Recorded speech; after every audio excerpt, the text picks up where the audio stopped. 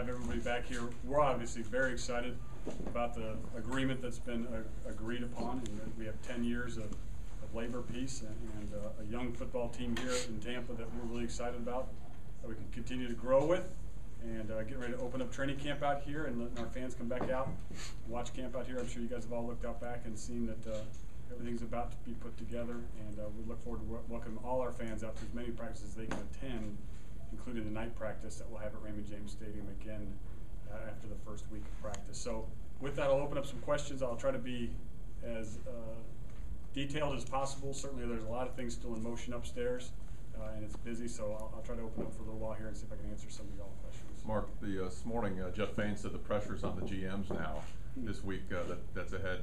They say you have the toughest job now with this week that's all condensed into just a couple days. It is. There's a lot of people upstairs working really hard right now. Obviously, Shelton Quarles and Dennis Hickey are working a lot in terms of getting this college free agency set up. We've got a lot of our college scouts in town calling players, just trying to make sure that we get the right guys signed under contract here. To be quite honest, we'll release probably our entire college free agent list tomorrow morning when we've had everybody actually fly into here, take their physical, and sign their contracts. But I'm excited about a couple of players. We signed Darrell Smith, a middle linebacker from Syracuse. Raymond Weber is a wide receiver from Arkansas Pine Bluff. So there's some players that we're really excited we've already added to this football team, and I think we'll sign between, I'd say, 15 and 20 college free agents to fill out our 90-man roster.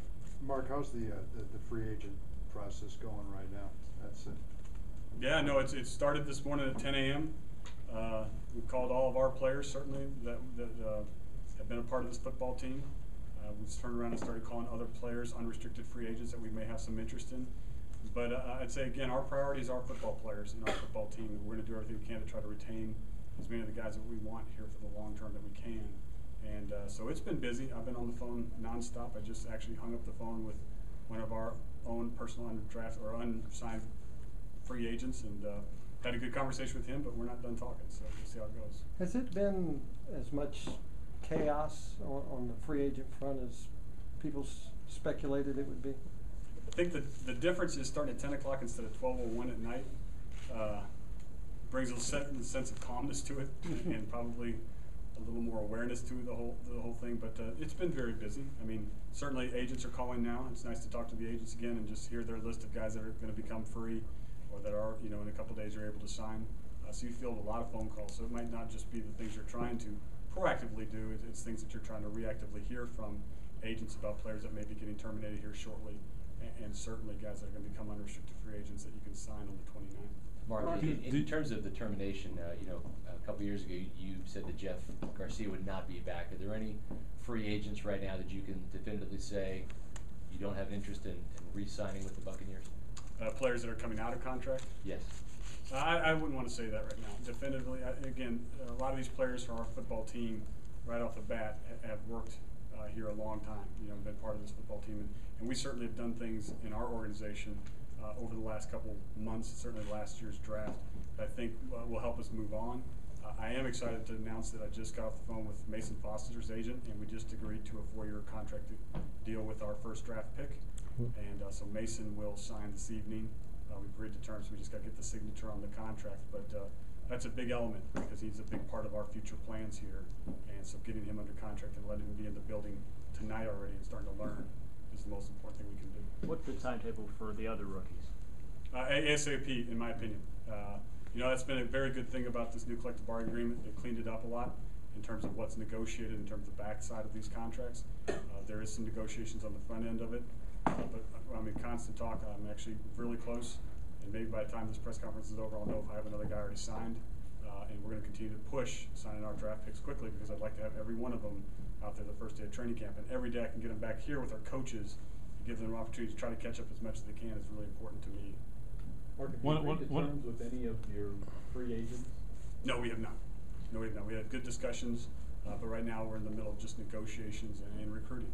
And we'll be taking our own players out for dinner. So I think a lot of clubs sit around and you think about how when you go to another town that you get wined and dined and you get to see the facility. Well, we're doing that with our own players here in Tampa because they need to know that we appreciate them, not just because they're not already a member of our football team, but they deserve that. They've worked their whole career to get to that point, and we're going to certainly do that with our own players. Just to finish on the rookies, are you going to have I'm sorry, Daquan Bowers, excuse me, is one of those guys who's in the building today, I think. Have you guys had a look at him physically? Do you know where he is? That was certainly something you needed to get I up know there. I know he showed up today.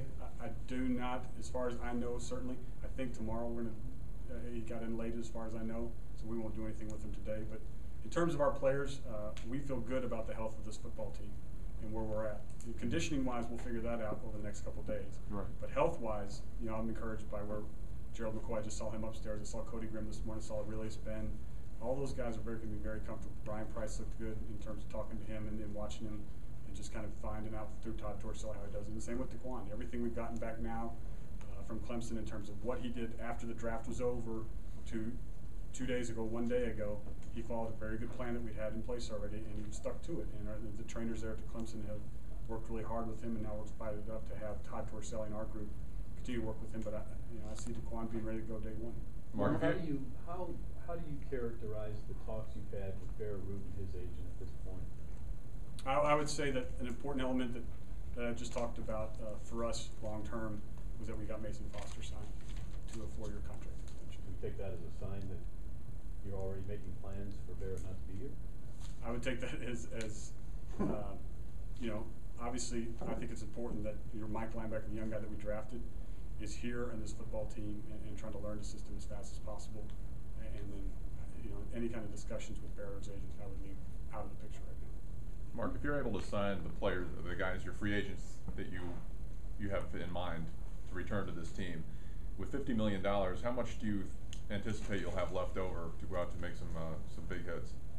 Well, I think the way we're building this football team is not just in 2011. And I think as Buccaneers fans appreciated and saw a little bit before, we don't want to put ourselves back into 2003, 2004 as an organization. And because of that, you have to budget not only 2011, but 2013, 2014, the spending limits, what you can do in those future years, and certainly the talent that's on this football team right now at a young age. You know, when you start to think about this football team in terms of what Roy Miller's done and what he's been a part of this football team. Certainly we've got a quarterback at some point I'd look forward to doing a contract with. E.J. Bigger stepped up and played well just as part of that 2009 class. Then 2010 is not too far behind with Mike Williams, LeGarrette Blount, Aurelius Ben, Cody Grimm.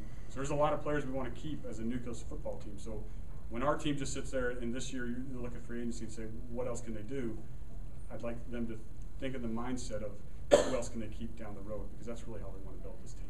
Mark, because what of can the you say about Aqib's future with this team in this upcoming season? I did have a chance to speak to his agent already. I've not spoken to his legal representation. I've not spoken to Aqib yet. So at that point, I talked to his agent a little bit, got some outside information on the events as they've seen fit. Right now, I'm expecting Aqib to report to training camp. Are those conversations going to impact any decision coming for the forthcoming decisions, or is this just for what, informational purposes? I would like to know exactly what the feeling is from Aqib's defense attorneys to find out exactly where they think this entire process will be heading. But as of now, everyone in Tampa should expect Aqib to show up to the first day of training camp. So in other words, you don't anticipate those conversations changing anything in terms of his status? Well, I know that, but I mean, you don't envision anything. You know generally kind of what's going on. You don't anticipate, unless it's something that's totally unexpected, you don't anticipate anything changing your position on this, right? I think that's a fair statement, Okay. yes. I think I know. Do you expect any kind of, I don't know, you talk about character a lot, and this is one, you know, depending on the outcome of his case or whatever, we don't have all the facts, but is this another question you're going to have to answer, do you think, not just from me, but in terms of, you know, how do you rationalize some of the troubles that he's had with, you know, your statement on wanting good character guys? Yeah, I would sit there and step back and look at our team as a whole. I do think it's a disservice when we talk about our team and we forget about Josh Freeman and Gerald McCoy and so many players, Cody Grimm, you guys that have been here, have done a really good job and part of our organization. So I'm really proud of the football team we've built here. Certainly, like I just said to Stephen, I'd like to find out more information. I'll find out more information on it. No one condones being in the news and being in that capacity that often, but at the end of the day, I'm not going to pass judgment until I get more information. Mark, let me ask you, since you expect to leave here What about the league stance and Goodell and the possibilities of them stepping in? I keep calling him, he won't call me back, he must be busy or he finally getting some money back, so I don't know. I mean, was that Shopping. something that, I mean, if you wanna get a feel for what's going on from the league standpoint in order to, well, to set your plans in case they decide to come down on us? Yeah, I'll talk to the league when it's more appropriate, and when it's a good time. Right now, there's a lot of transition going on at the league office in terms of the new rules, all these signings that are coming through, and certainly talking to people at management council. And we'll get together and put our heads together in terms of their thoughts and our thoughts, and certainly they've got to review the case as well.